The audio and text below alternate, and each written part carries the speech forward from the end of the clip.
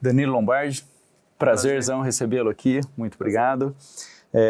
Danilo, a gente está te trazendo aqui para você contar um pouco da sua história, é uma história super inspiradora que acho que todo mundo vai gostar.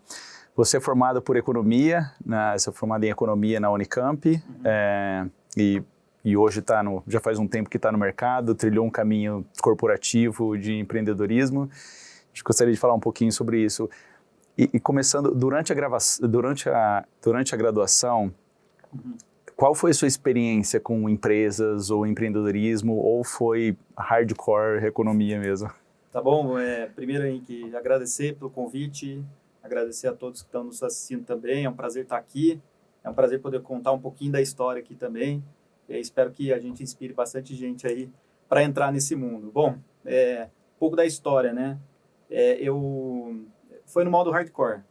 Eu não tenho um viés empreendedor, não tenho uma família empreendedora, então, na verdade, durante a graduação foi uma decisão que foi meio orgânica.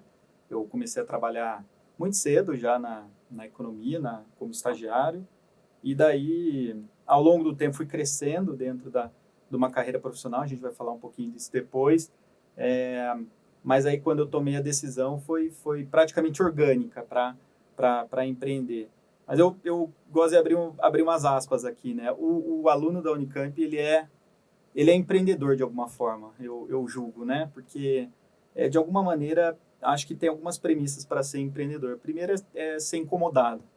E acho que todo estudante da Unicamp é incomodado de alguma maneira.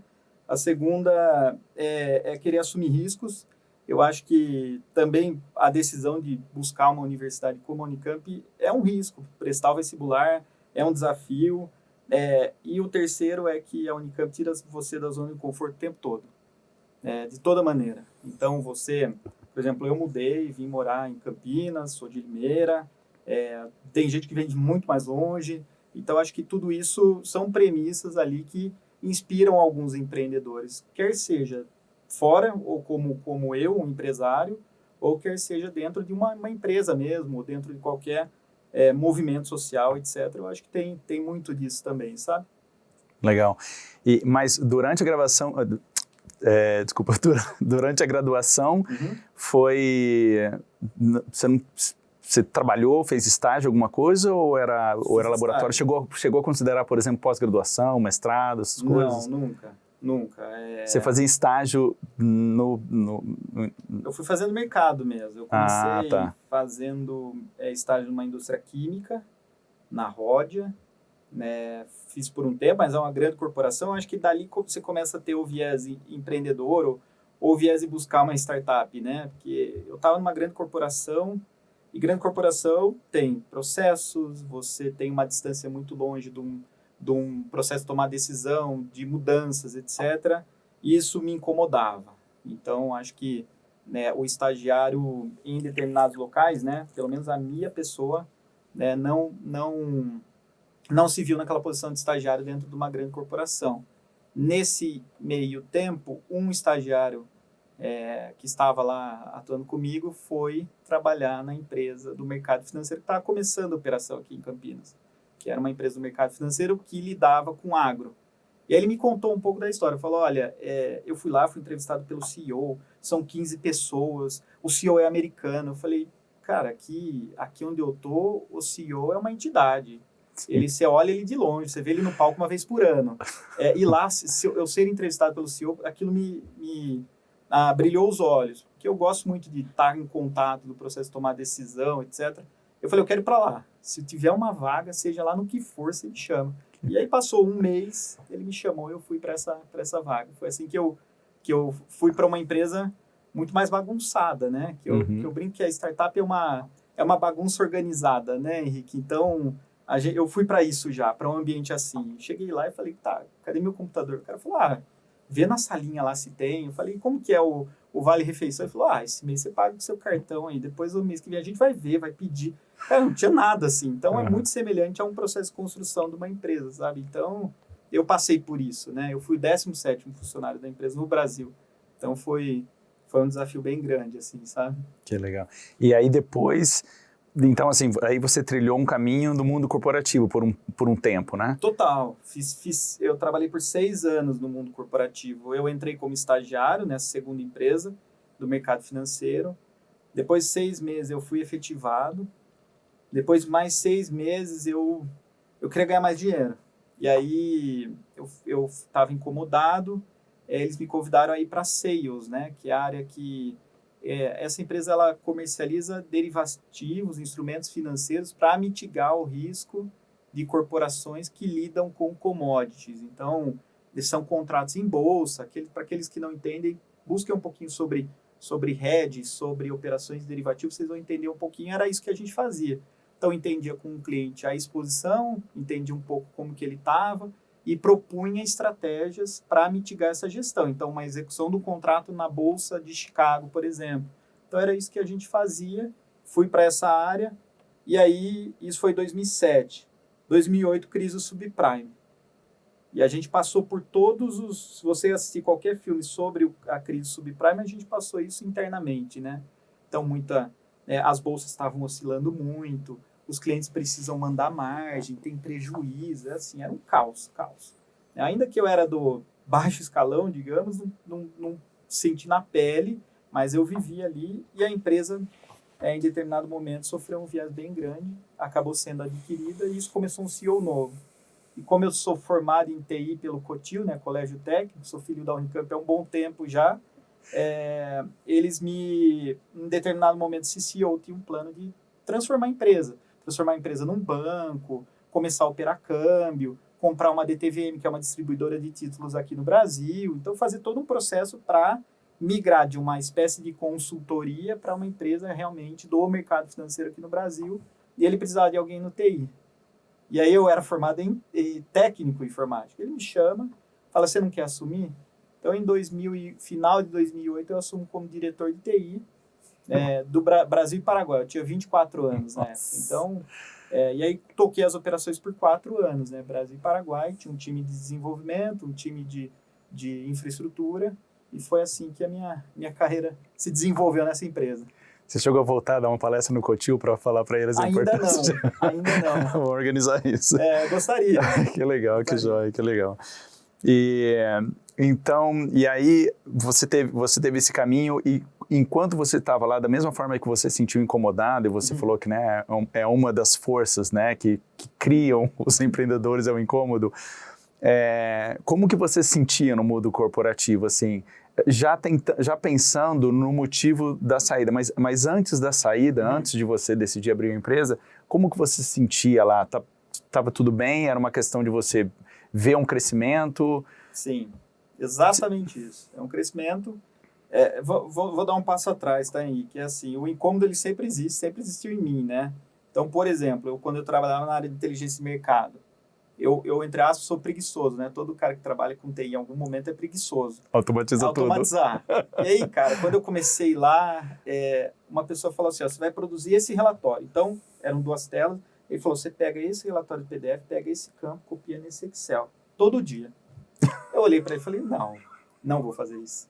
Eu automatizei, aí comecei a automatizar, o pessoal viu esse potencial em mim. Foi daí que o CEO da empresa descobriu que eu gostava de TI, porque eu comecei a automatizar. Eu falei, não vou fazer relatório, copiar dado todo dia, não vou. E aí, eu comecei a automatizar. Tem algumas automações, a gente contratou até um cara agora para nossa área comercial, que é de lá. Ele falou, cara, o pessoal fala do seu nome até hoje lá das automações. faz 10 anos que eu saí, mais de 10 anos, 13 anos que eu saí. Então, esse incômodo sempre existiu. E aí, Henrique, é assim, eu estava no topo dentro da empresa. Eu estava já como diretor. O caminho para crescimento dentro da empresa seria mudar de país, ou seja, ir para os Estados Unidos, né, que a sede é lá. E eu não queria. Então, houve já alguns clientes que eu atendia estavam tentando me contratar para assumir a área de gestão de riscos ou para assumir uma área comercial.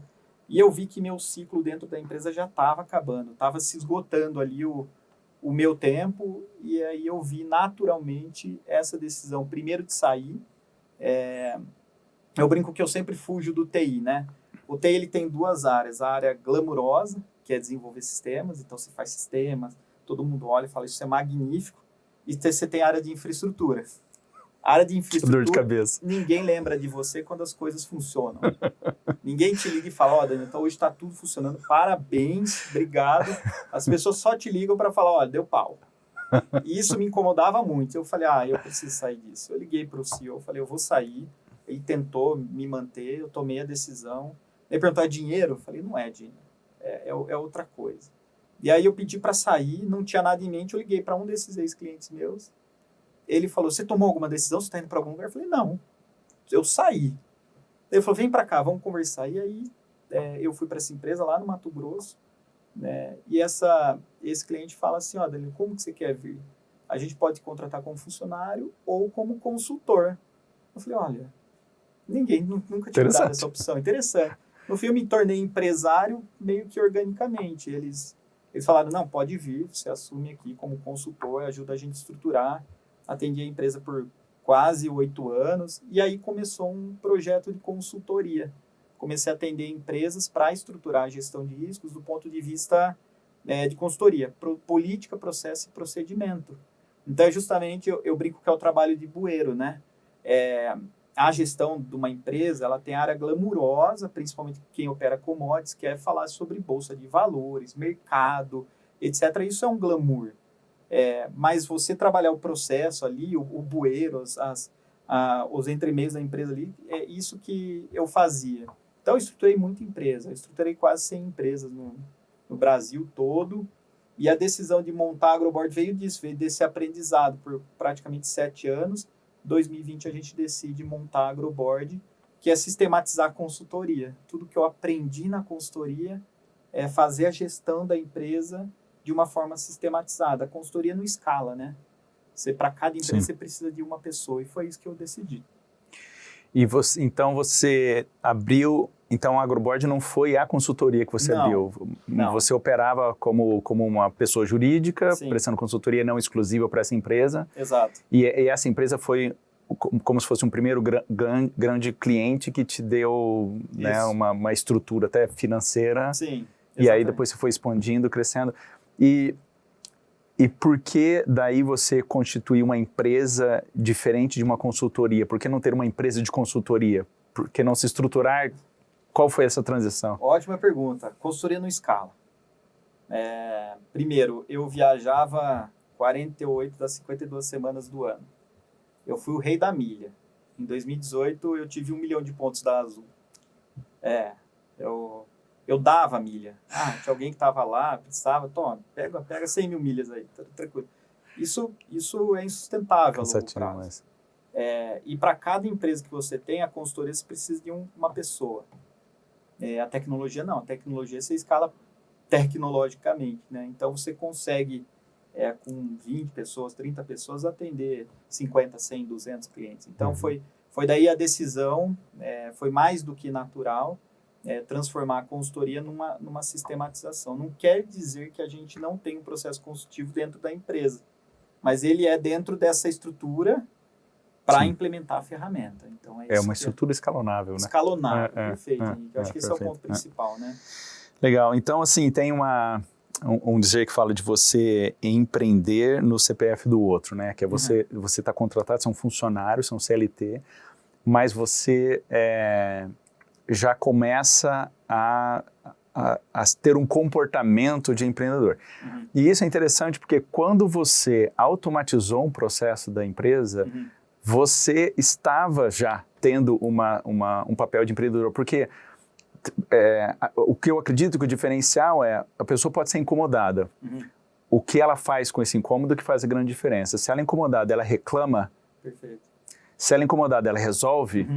É o que dá certo, sabe? Então, acho que o empreendedorismo no CPF do outro é você sentir que, muitas vezes até por preguiça, né? Mas você fala assim, não, se eu fizer isso daqui vai ser muito, mas tanto que foi exatamente essa consequência que as pessoas falam de você. Se você tivesse otimizado uma coisa que era sua, né? Só sua, não teria feito impacto nas pessoas. Então, a empresa foi melhor. Então, é isso que a gente gosta de falar para as pessoas, assim, tenha a cabeça de proprietário, né? Do owner, assim.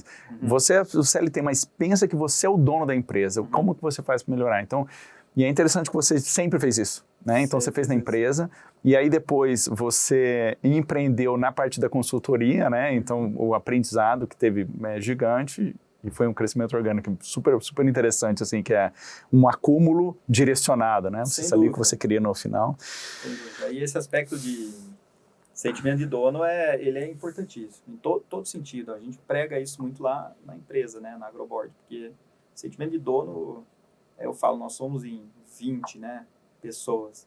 Eu falo, a gente é pequeno, cada um levanta um pouquinho do peso aqui. Se alguém enfraquecer, vai pesar para os outros 19, né? Então, nós temos que ter esse sentimento, não só por preocupação pela empresa, sentimento de dono, mas por ter o companheiro ao lado também, né? Acho que isso é um aspecto muito importante. É uma comunidade, né? Nós somos colegas ali, então nós estamos ali nos apoiando. Eu falo, não é nem por mim, nem pela empresa, é por todos aqui. Olha para o teu colega do lado aí, você está ajudando ele. É isso que eu sempre pensei, pô, nós vamos facilitar o processo, meu, teu, de todo mundo. Né? Vai reduzir erros, vai aumentar a velocidade do cliente, lá na época ainda de fazer um Excelzinho automatizado. Então, isso tem que estar em todo mundo, sabe? Isso é importantíssimo. E em todas as áreas, né? E é por isso que eu falo, o aluno da Unicamp faz isso, em sua maioria. Com certeza. Tem os estímulos, né? É isso. E é assim, interessante que a gente fala assim, trabalho de equipe. Trabalho de equipe como se fosse um time. Mas às vezes as pessoas têm aquela impressão, talvez até por ver o futebol, que assim, basta eu ser o melhor possível que eu estou ajudando um time. E não é o caso, não é o caso, né? Às vezes você voltar, ajudar na marcação, né?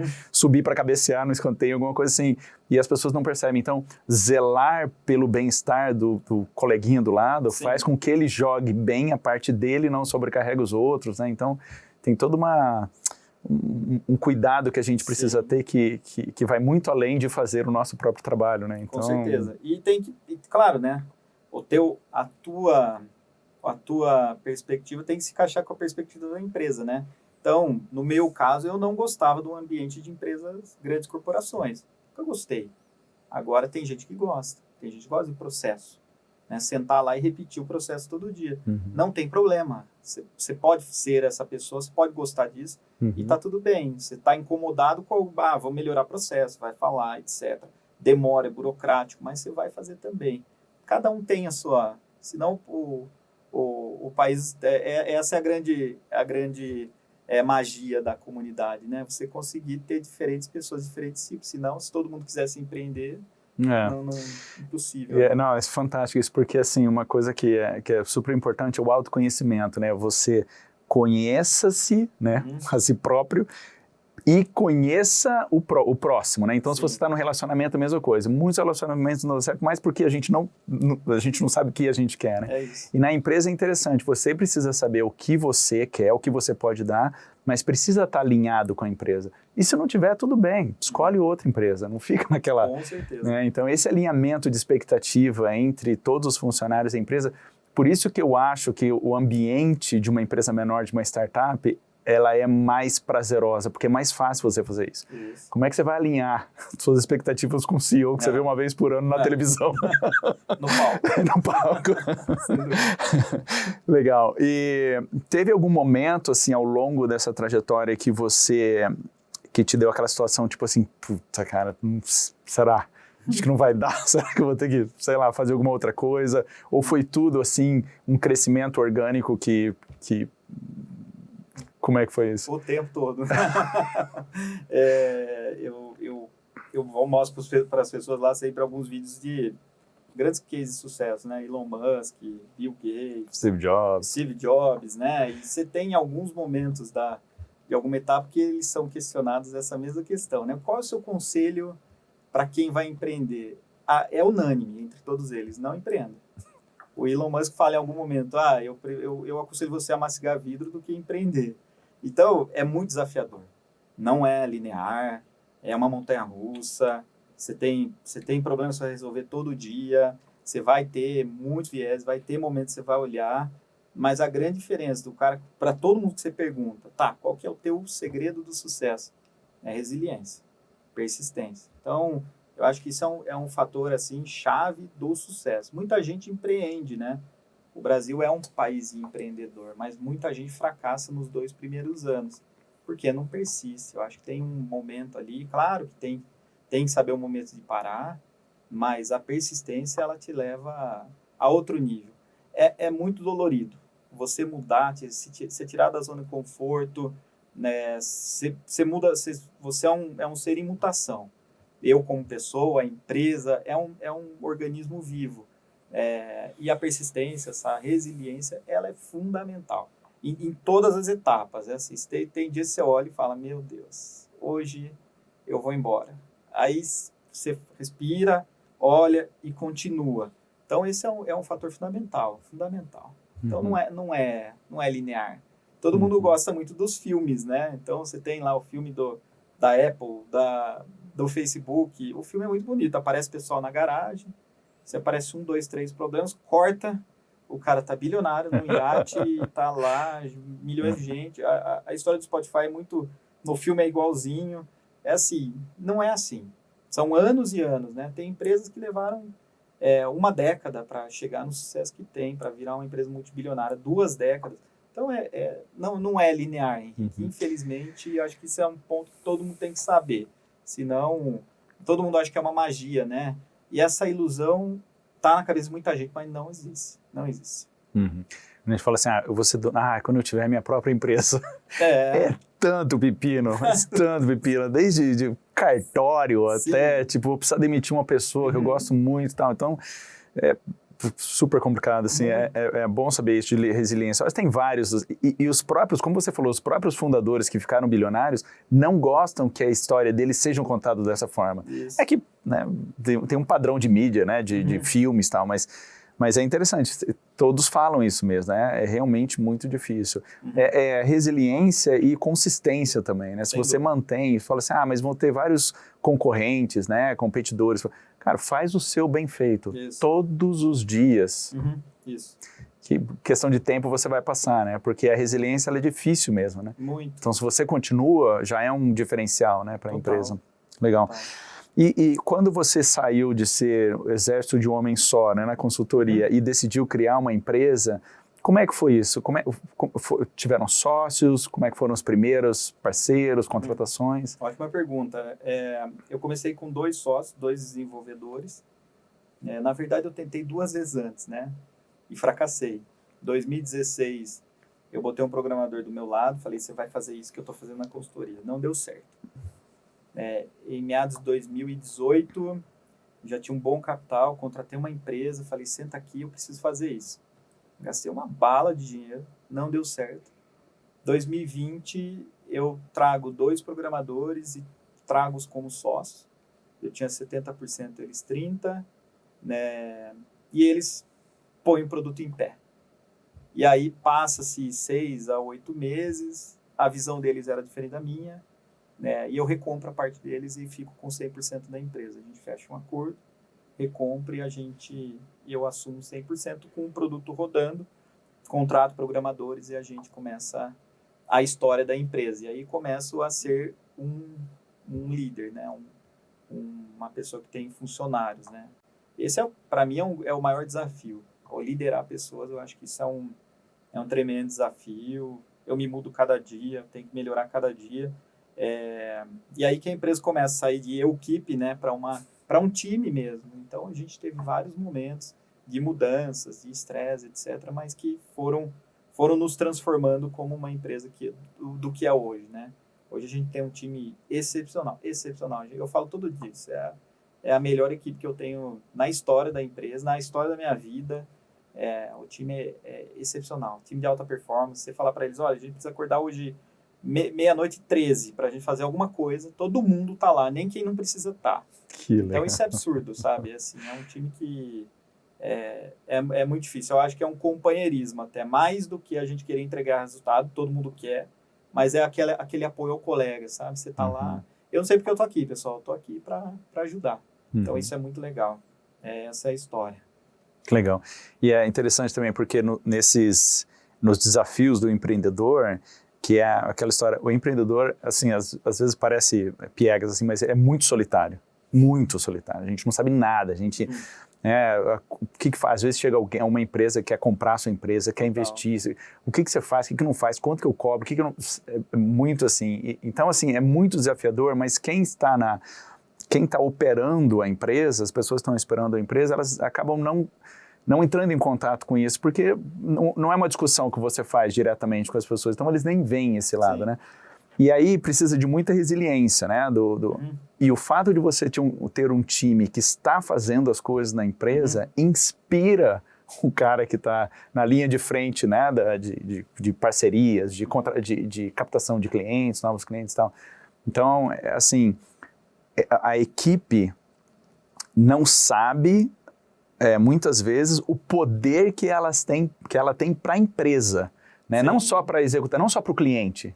Né? Não, eu sou muito bom, a gente trabalha super bem e o cliente fica feliz. Que óbvio que é bom para a empresa.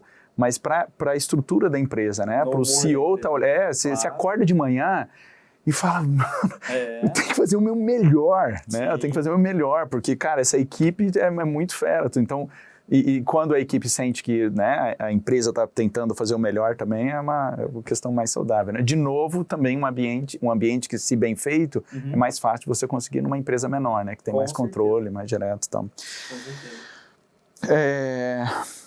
Legal, eu estava vendo em um dos seus posts em 2025, né, no ano passado, que você colocou que foi um ano intenso de reestruturação. E eu queria, não necessariamente, assim, a gente não precisa falar desse assunto, mas falar desses desafios, assim, dos momentos, como que você lida com isso? Assim, você na prática, você tem pessoas que você conversa com a equipe, você tenta solucionar esses problemas sozinhos. Como é que é isso? Tipo, na hora sabe, que uma coisa pega ali, como é que você lida com isso?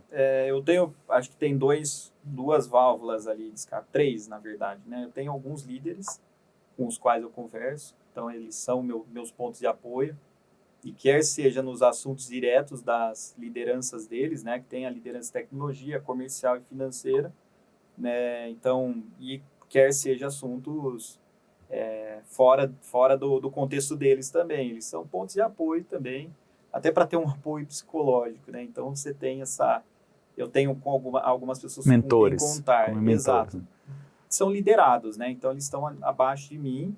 Então, eles são meus pontos de apoio. Ah, tá. Líderes. Liderados. Entendi. Líderes na sua empresa. Perfeito, são líderes perfeito. dos times. Legal. Da Entendi. Empresa, tá? Eu também tenho um conselho consultivo. Então, são 5 pessoas hoje. São 2 ex-sócios da XP.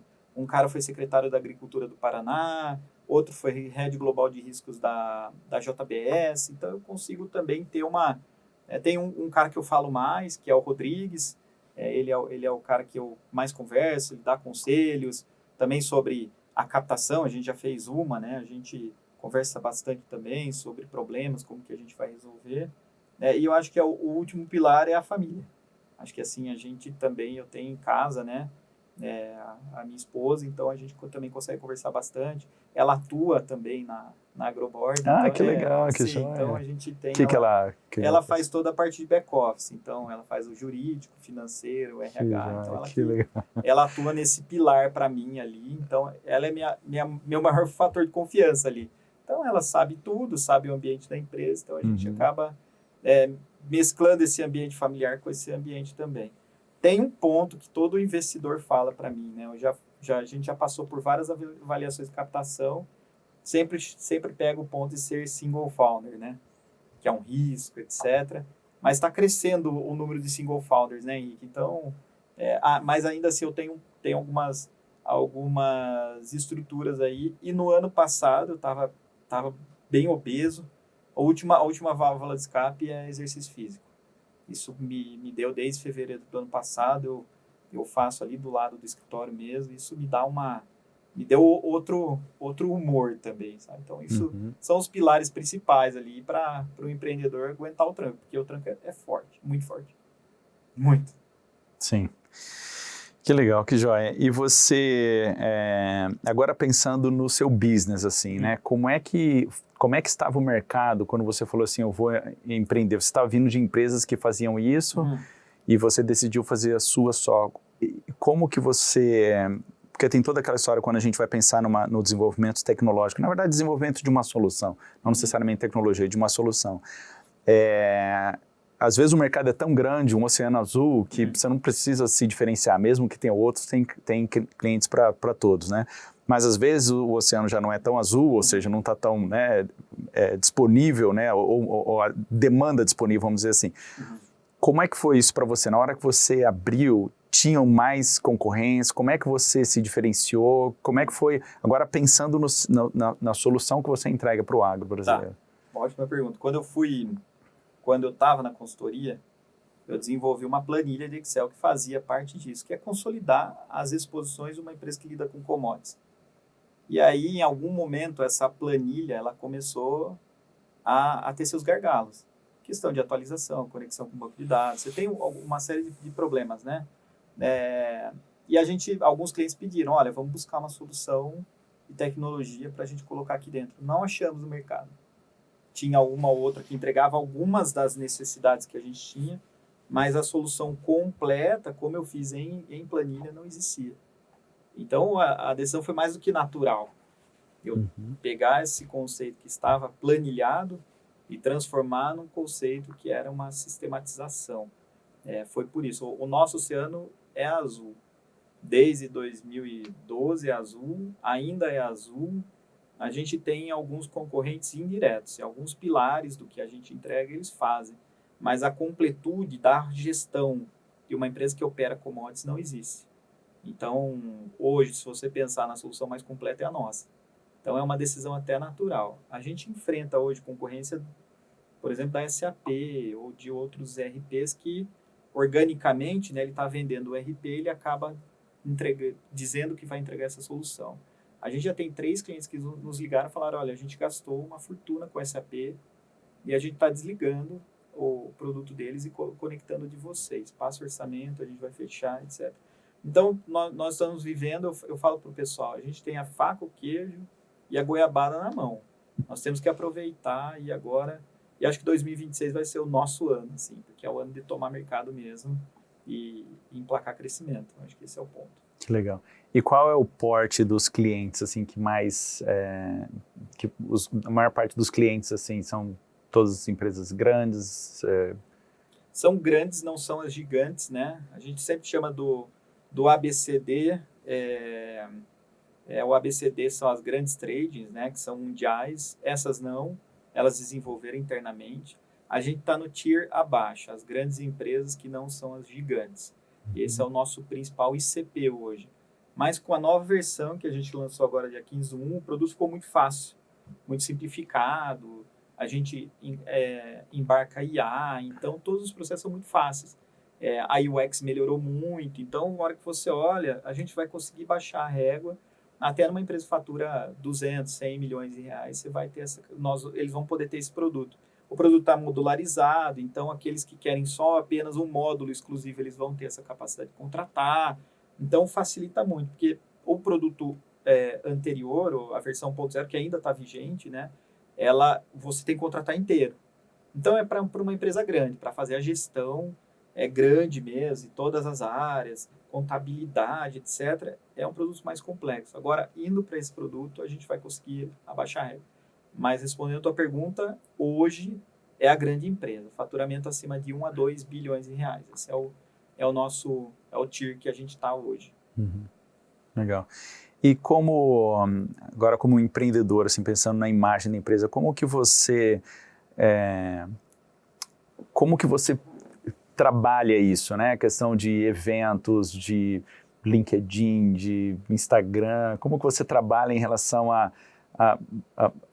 mostrar, né? Porque assim, uma coisa é mostrar a parte técnica para o cliente que ele vai fechar, e Sim. beleza. A outra coisa é ser conhecido, e hoje em dia a gente estava falando aqui um pouco antes, o quanto que as empresas estão investindo em conteúdo para poder sair de mídia, porque está todo mundo lá, né? Como é que é isso para você? Essa é uma crítica que eu recebo do meu conselho o tempo todo, porque eles falam assim, olhando para as outras startups, eles são venture capital também, né? Na Rural Ventures, ele fala assim, cara, eu olho startup que não tem nem 1/10 do seu produto e eles fazem muito mais barulho, muito mais marketing do que você. Então, foi até um estímulo do meu conselho para que a gente investisse mais em marketing. A gente contratou pessoas em marketing, eles nos apoiam também. Então, e é uma estrutura que é necessária para nós, porque Se eu perguntar, se a gente sair aqui hoje, né, na porta da CIT e falar, você conhece como o mundo de commodities funciona? Acho que ninguém vai saber. Talvez as pessoas não saibam nem como uma soja nasce.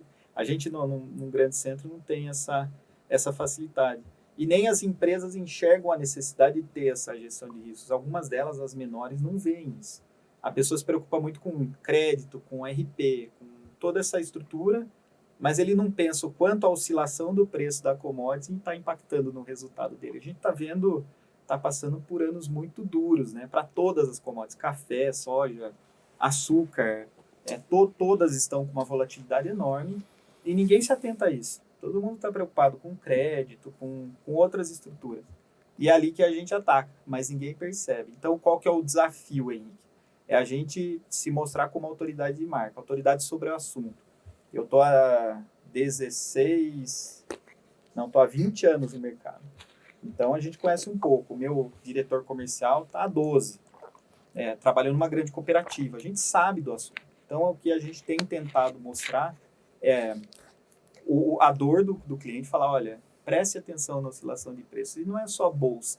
Você tem que ter governança, você tem que ter estrutura, você tem que consolidar a informação. Tudo isso você precisa se preparar para poder ver. A gente fala, até no meu cartão hoje, agora de visitas, a gente escreveu só em um bem pequenininho, quanto custa a informação que você não vê. E é isso, nem sempre o cara sabe.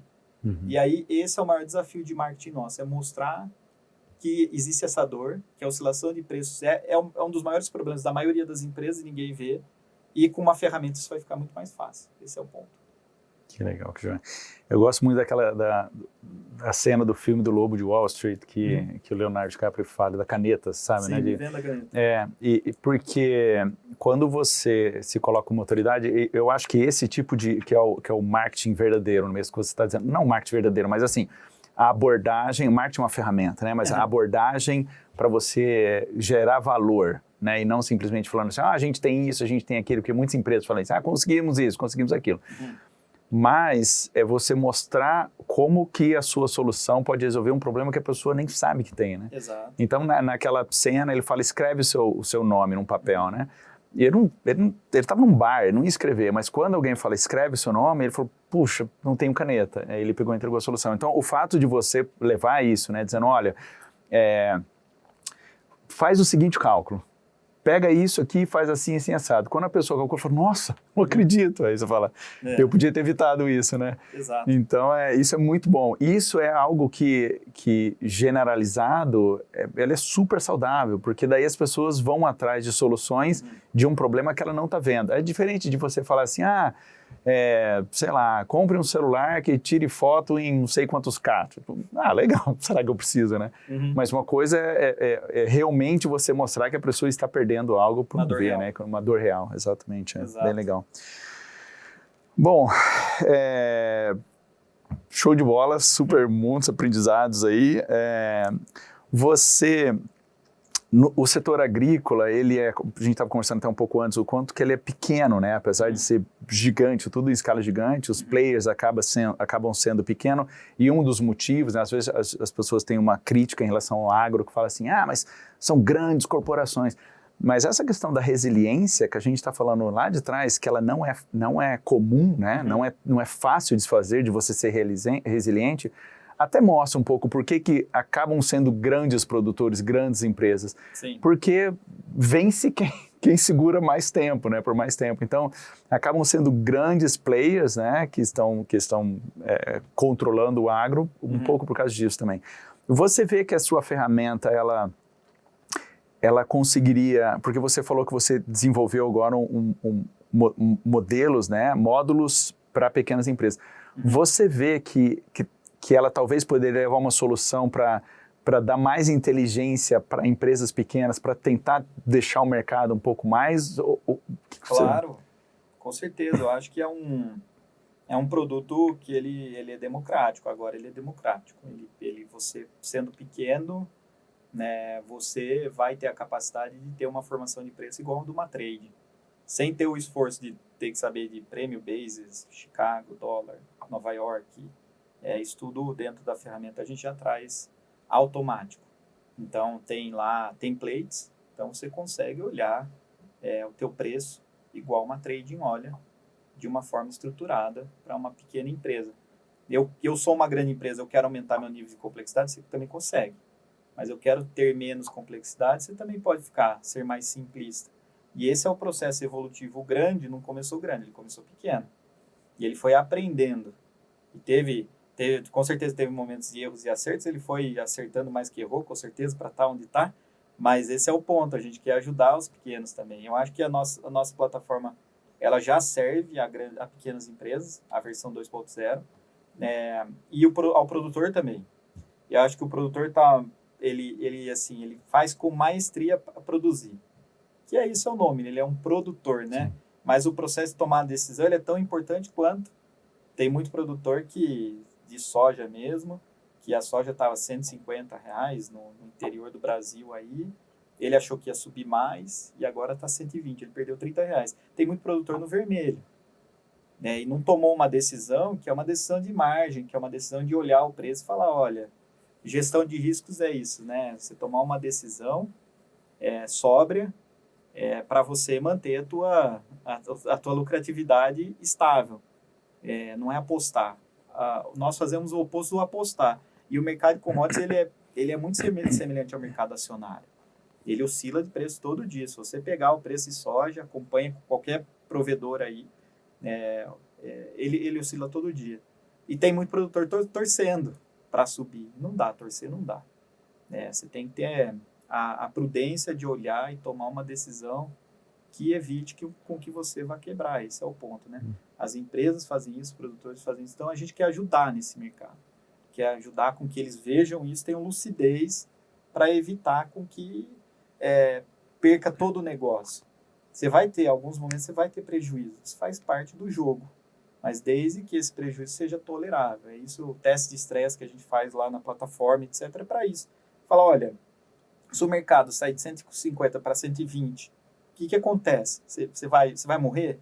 Então não espera, cara. Não espera. Mas pode chegar a 180? Pode. Mas e se não chegar? Você vai morrer? Vou. Então, vende agora. Esse é o ponto, né? Ou compra agora. Esse é o principal aspecto. E tá fácil. Agora tá fácil. Então, com agentes IA, etc., você consegue conversar até. Que legal. Um estilo pitch, assim, né? Como é que você pensa nas grandes, aquela história, como a movimentação dos volumes sempre é muito grande, eu acredito que eles sentem a dor, a pancada, né? Talvez as menores, pegando um pouco daquilo que ele não sabe o que ele tem, você consegue fazer um exemplo de um cenário, como se a pessoa fosse um agricultor, uma empresa de médio porte, em que momento que ela precisaria, como vocês poderiam ajudar para a gente entender o que significa? Porque quando a gente fala gestão de risco, tipo assim, trazer daqui para cá, isso é gestão de risco. Aqui tem maior chance de cair, né? É uma coisa simples de entender.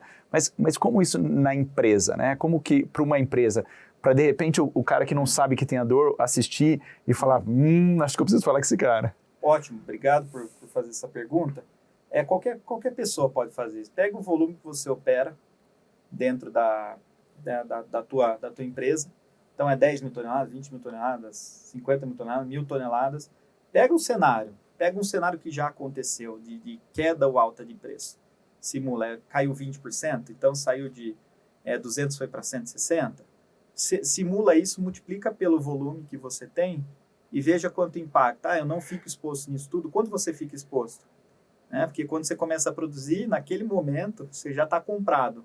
Você comprou os teus insumos por um determinado preço, você precisa vender o teu produto, a tua soja, teu milho, a tua cana, o teu açúcar, qualquer produto que você faça, por um preço superior ao teu custo.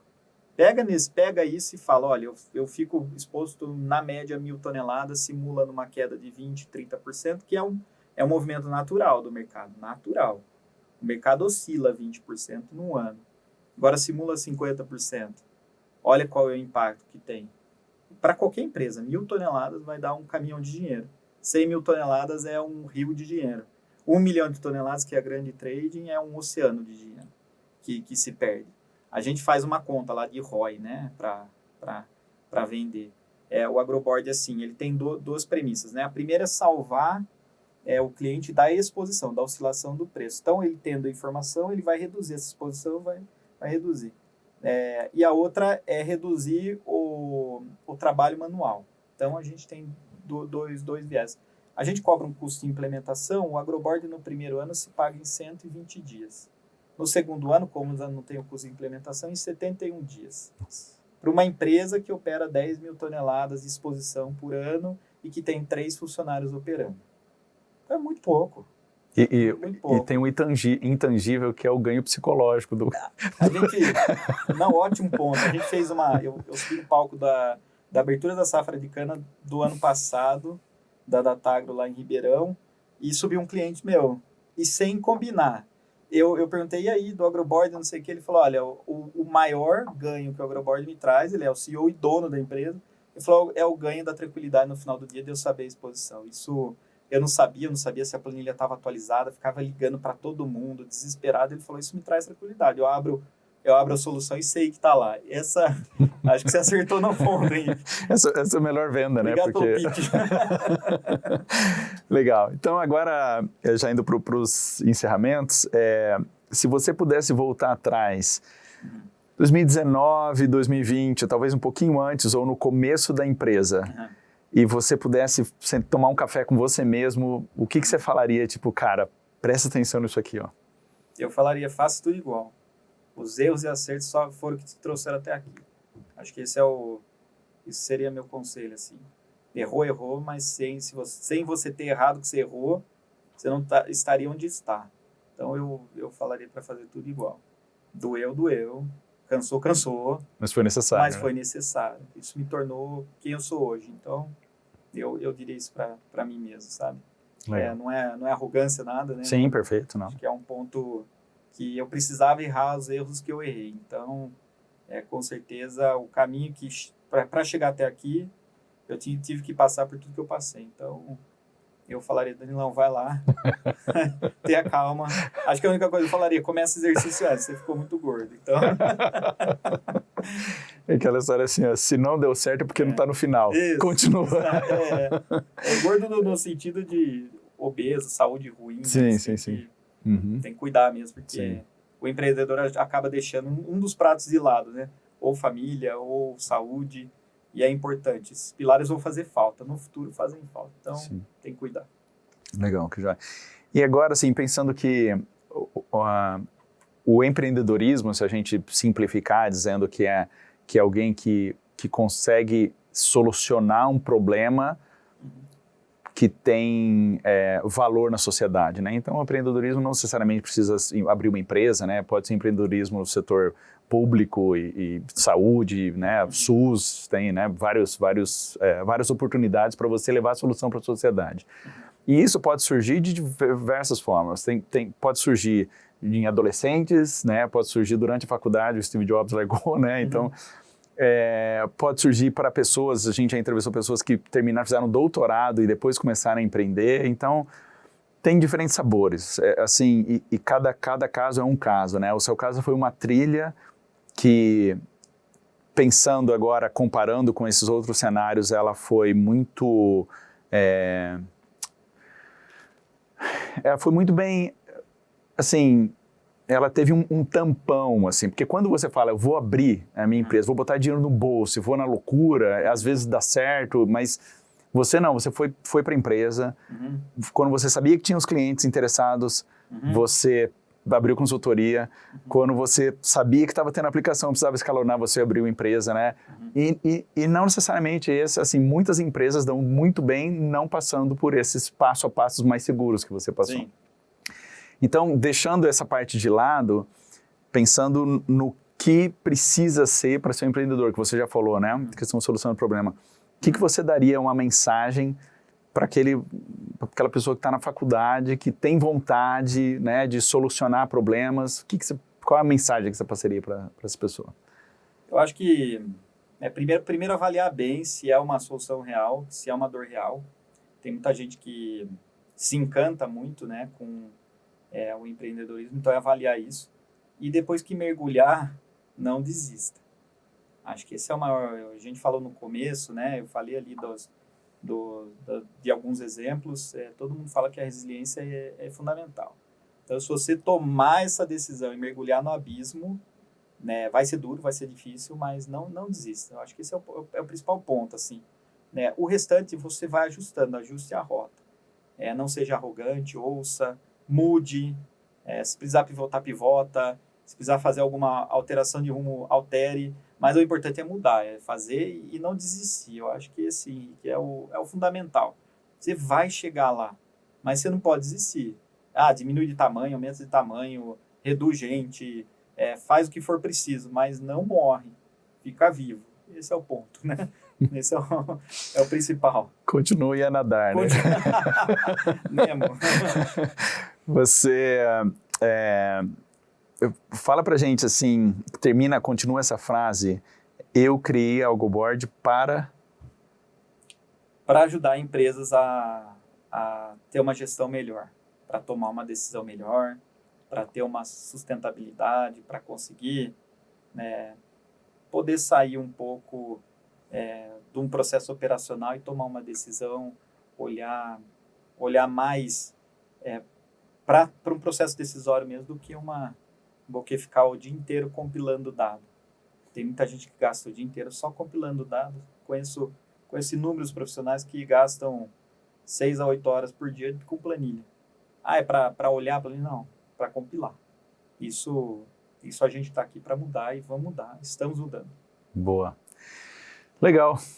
Danilo Lombardi, muito obrigado. Obrigado. Agroboard, obrigado filha da Unicamp, que tem várias histórias, filha do Cotil. Do Cotil também, sim. Foi super importante, né? Isso também, muito, muito bom. Muito obrigado pelo papo. Prazer recebê-lo aqui. Eu que agradeço, Henrique. Obrigado a todos e todos que também estão nos assistindo aí. Legal. Obrigado a todos. Bom, esse foi mais um episódio do podcast da Unicamp Ventures, com apoio da CIT e da Inova Unicamp.